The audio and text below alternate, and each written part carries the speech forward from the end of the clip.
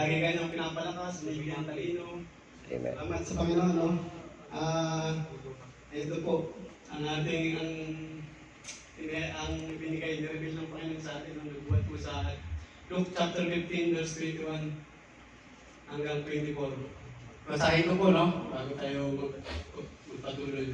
And the son said to him, Father, I have sinned against heaven and before you. I am no longer worthy to be called your son. But the father said to his servant, Bring quickly the best robe and put it on him, and put a ring on his hand and shoes on his feet, and bring the fattened calf and kill it, and let us eat and celebrate. For this my son was dead and is alive again. He was lost, is found, and they began to celebrate. Bago po natin talakayin, bago po tayo magbigay ng exhortation, samahan niyo po ako sa panalangin. Lord, thank you, Lord, for you are continue always using me to share your words, Father God. Linisin mo ko, Panginoon, at ayaw mo, Panginoon, na banal ng Espiritu ang maghari, Panginoon, sa akin, Panginoon. Ikaw po ang magsalita. Ikaw po ang mayani, Panginoon, tanging salita mo lamang. Salamat po, Lord. In this is all I pray. In the mighty name of Jesus. Amen. Yun po, no? To be short po, no? Ito po yung parable, no? The prodigal son. Sino pong nakakaalala po ng parable of the prodigal son? Sa mga nakakaalala po, yung iba, hindi pa, no? Discuss po natin, no? Short story. Ito po yung kinuha niya yung mana. Sabi niya sa father niya, daddy, father, sabi niya, Father, pwede po ba ibigay mo na sa akin yung aking mana? Ito po yung kwento ng parable, no? Para ano po ng iba. Yung aking mana, dahil para, sabi niya, ibigay mo po sa akin yung mana. Dahil yung mana ko, yung bahagi po ng aking ng mamanahin ko, pagkaloob niyo po sa akin. Hinihingi niya yung mana niya sa akin ng tatay. Sabi ng tatay, siyempre, tatay mapagbigay. Binigay niya yung mana ng tatay sa kanyang anak. Pagkabigay ng mana, naglayas. Naglayas yung anak. Naglayas, pumunta doon, nagdawar-dawar kung saan nagpupunta. Sabi, the meantime, nalustay na yung pera sa kung ano-anong bisyo, yung pinamana niya, naubos, nawala. In short is, nawalan siya ng guidance, nawalan siya ng connection doon sa kanyang father. Inalaw niya yung sarili niya na gamitin sa walang kabuluhang pamamaraan yung pera niya, yung yaman niya hanggang sa maubos. After that noon, wala na, kumain na siya ng mga pagkain ng baboy, wala na siyang pera, talagang wala na, pulubi na siya, natutulog na siya sa kulungan ng baboy. Dahil naubos niya na yung yaman niya eh. Ganun po tayo pag nawawala, no? Pag nawawala tayo sa presensya ng ating Ama, ng ating Panginoon, nawawala po tayo na naliligaw tayo ng landas. Hanggang sa naisip niya na, mayaman nga pala yung ama ko, nasa kanya nga pala yung yaman ng tatay ko. Inisip niya na magbalik sa tatay niya. Yun po yung kwento ng parabolo. Nagbalik siya, nag-repent siya sa tatay niya, hanggang sa pag-repent niya, pinatawad siya ng tatay niya, sabi dito, bigyan niyo, kahit anong pagkakasala niya, ano pang nagawa niyan, bigyan niyo ng sasuotan, hanggang sa pinatawad ng tatay niya, pagkapatawad, hanggang sa naging kapiling ulit siya ng tatay niya, no? Yun po yung kwento ng parable, no? At dahil nga po dyan, ang main purpose po dito is, ang lesson po dito is, nawala siya sa tatay niya, nawala sa feeling niya. Nandun yung worry, nandun yung hindi niya, nawala siya ng connection sa ama. Nawala siya ng connection dun sa mahal niyang ama. Ibig sabihin nawala siya. Pag ganun po tayo, nawawala, no? Pag nawawala tayo ng connection sa ating ama. For example, yan po sama po yan. For example, ano po yung nangyari sa inyo, sa atin, ako? Nung nawala tayo ng connection kay Facebook, for example. Facebook. Ano ba nangyari? Ako, in my side, no? Sabi ko, kung bira naman itong misis ko, no? Alam niya yung password ko, pinalitan na yata nung gagawin ako sa Facebook.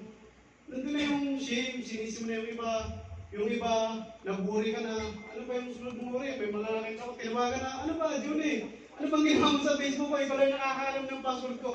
Ganun po yung nangyayari, no? Pag nawala tayo ng connection. Di sa Facebook, no? Sa Facebook po yun, nawalan tayo ng connection sa ating magulang, nawalan tayo ng connection sa ating ama, nawalan tayo ng connection sa ating Diyos. Ano po ba yung nangyayari sa atin? Di ba? Nawawala tayo, naliligaw tayo ng landas, hindi natin alam. Kung sa Facebook na kung sino-sino na yung sinisi natin kung sino-sino na yung blame natin eh. Oh, bakit ganito? Nahack na ba yung Facebook ko? Nahack na ba yung ano ko? Ang tanging way lang po pala pagka nawalan ka ng connection sa Facebook eh. Alam mo dapat yung password mo. Pag nawalan ka ng connection sa Facebook, yun lang. Ba't ka nag-worry sino sinisisi mo? At the end of the day, no, ang isa lang pala yung kailangan mo. Kailangan mo uling mag-reconnect. Kailangan mo ng password. Eh, kay Lord, ano ba ang kailangan natin kay Lord? Para makakulik kay Lord? Eh, kay Lord, kailangan din siguro natin ng password. Siguro. Paano ba tayo makakulik kay Lord? Sige nga, slide, Jay. Kailangan din po natin ng password kay Lord. To be honest.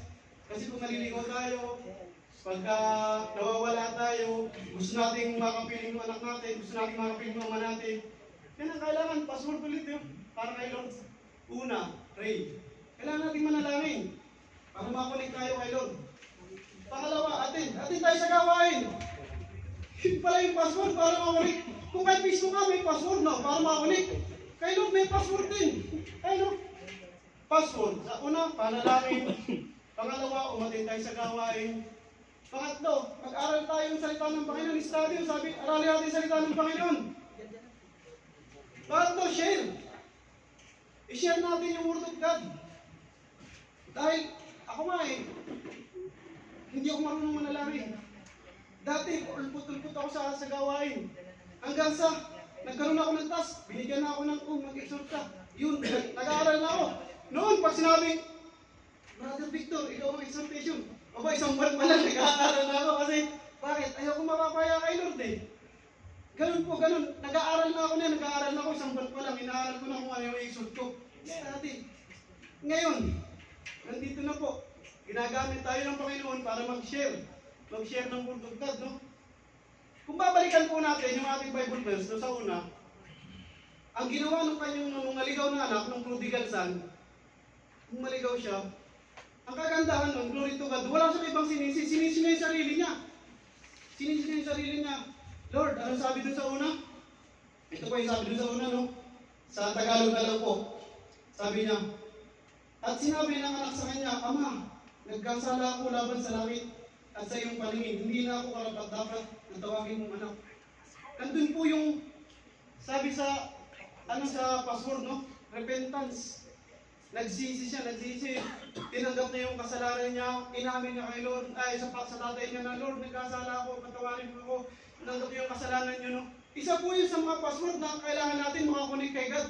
Kailangan natin patuloy na makakunik kay God. Sabi nga, pag nagawa mo yung password, pray, attend, study, share the word of God, repentance, you are daily connected to our God. Amen? Amen. Yun po, salamat po sa mixing Bible exhortation. Lord, salamat po Panginoon sa mga sa ito Panginoon at patuloy po ang Panginoon ginagamit Panginoon.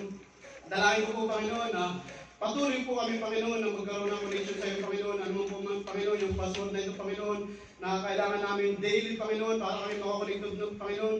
Tulungan mo po ba kami noon? Tulungan mo po kami Panginoon na magawa namin ito, Panginoon, through your Holy Spirit, Panginoon. Lord, salamat po sa mga kapatid na napakinig. Nawa po, Panginoon, na ipagamit namin ito sa pang-araw-araw, Panginoon, para always connected kami sa Panginoon. In this way, I pray in the name of Jesus. Amen. Amen.